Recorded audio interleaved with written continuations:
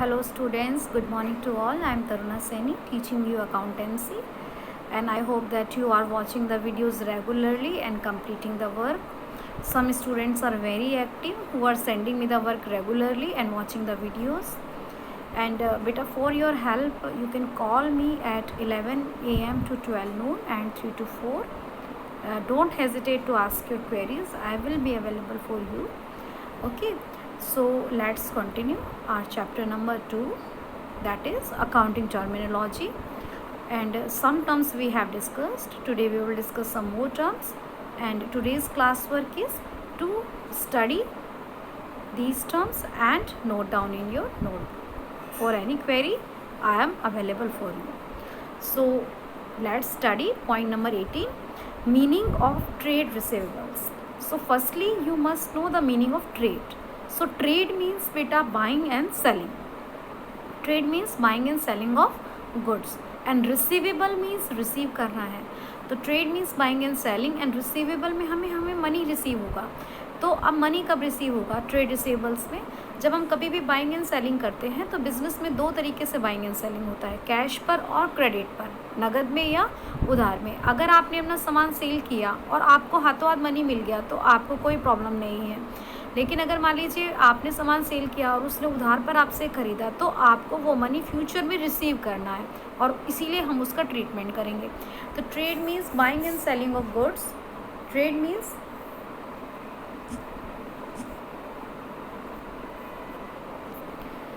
trade receivable means those persons to whom we have to receive the money in future. trade receivables वो persons होते हैं जिनसे हमें future में कोई मनी लेना है और अभी प्रेजेंट में हमने उन्हें उधार पर क्रेडिट पर सामान सेल किया है. Trade means buying and selling. Receivable means to be received in the future, और फ्यूचर में कब रिसीव होगा? जब आपने अभी प्रेजेंट में सामान को सेल किया है और वो फ्यूचर में आपको लौटाएंगे. ट्रेड रिसीवेबल्स में दो वर्ड आते हैं, डेटर्स और बी आर.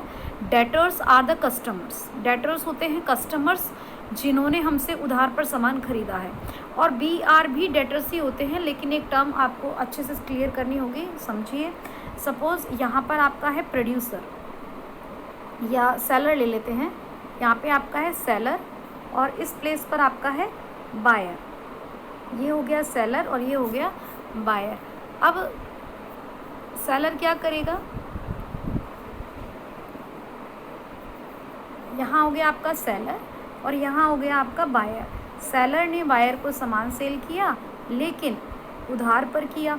अब उधार पर किया तो इसके पास से तो सामान यहाँ चला गया, लेकिन इसके पास नहीं मिला, और अभी ये सस्पेंस में है कि पता नहीं वो फ्यूचर में देगा या नहीं. तो ये लोग क्या करेंगे? अभी पेमेंट हमें मिला नहीं है, तो हम क्या करेंगे? हम यहाँ पर एक डॉक्यूमेंट बनाएंगे.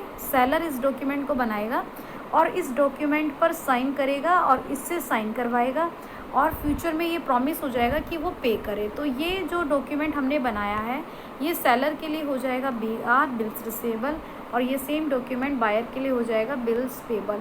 बिल रिसीवेबल अब एक वैलिड प्रूफ हो गया कि आपने आपके कस्टमर को सामान सेल किया है, वो फ्यूचर में आपको पेमेंट देगा.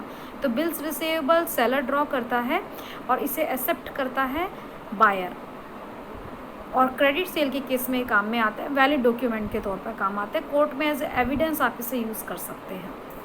सो I hope you understand.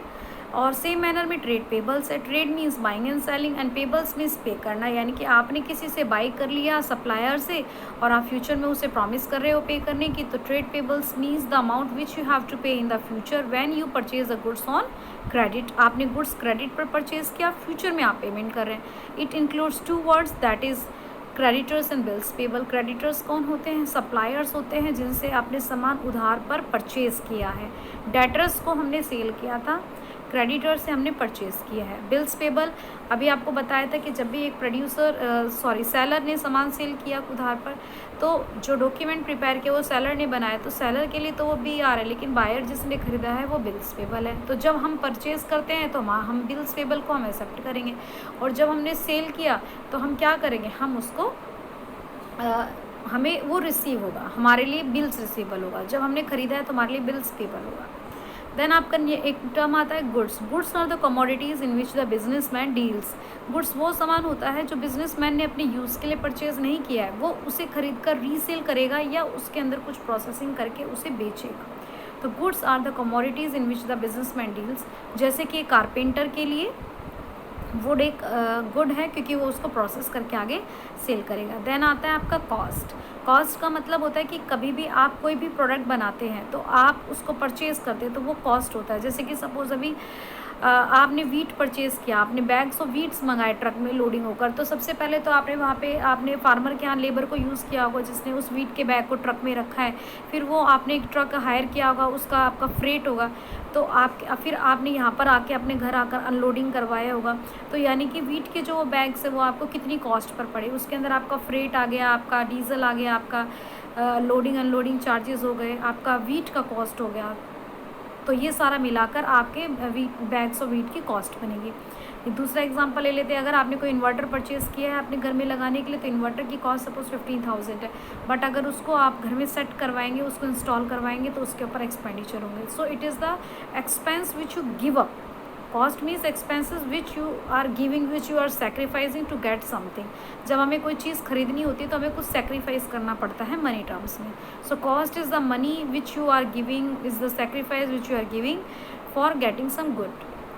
Then आपका आता है वाउचर। कभी भी एक अकाउंटेंट जब ट्रांजेक्शन्स को रिकॉर्डिंग करता है, हमने अकाउंटिंग साइकिल में पढ़ा था, क्या पढ़ा था हमने अकाउंटिंग साइकिल में, कि सबसे पहले हम ट्रांजेक्शन को आइडेंटिफाई करते हैं, फिर हम उसको रिकॉर्डिंग करते हैं। रिकॉर्डिंग हमने कहाँ किया था, जर्नल में अगर छोटा बिजनेसमैन है, या सब्सिडरी बुक्स में अगर बिज़नेस का साइज़ लार्ज है। उसके बाद हमने उसको क्लासीफाई किया था, फिर हमने उसको समराइज़ किया था, और ये प्रोसेस कंटिन्यू चल रहा था।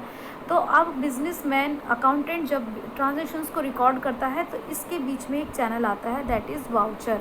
कोई भी बिजनेस ट्रांजेक्शन हुई तो उसके बाद वाउचर बनेगा। Voucher is a document which is prepared for recording the transaction. इसी के बेसिस पर आगे जर्नल में ट्रांजैक्शंस रिकॉर्ड होती हैं। आपने एक फीचर पढ़ी थी चैप्टर नंबर 1 में, रिलायबिलिटी। तो कोई भी ट्रांजैक्शन को रिकॉर्ड करने से पहले अकाउंटेंट एक वाउचर बनाएगा और रिलाई करेगा, विश्वास कर दिलवाएगा कि हाँ ये ट्रांजैक्शन एक्चुअली में हुई है। So voucher is a document on the basis of which transactions are recorded in the journal. Then आपका आता है बेटा discount. Discount is a rebate और an allowance which is given to the customer. Discount अगर एक seller दे रहा है, customer को दे रहा है, ताकि आपको ताकि कस्टमर अट्रैक्ट हो सके, कस्टमर जल्दी पेमेंट दे सके और आपका सामान सेल हो सके। So discount is a rebate और you can say it is an allowance which is given to the customer so that customer will make the prompt payment or your goods can be sold out। Discount 2 types के होते हैं, trade discount, cash discount. Trade discount आप तब देते हैं जब आपका कोई कस्टमर बल्क में परचेज़ करता है, ज़्यादा अमाउंट में परचेज़ करता है लिस्ट प्राइस पर, तो आप ट्रेड डिस्काउंट देते हैं।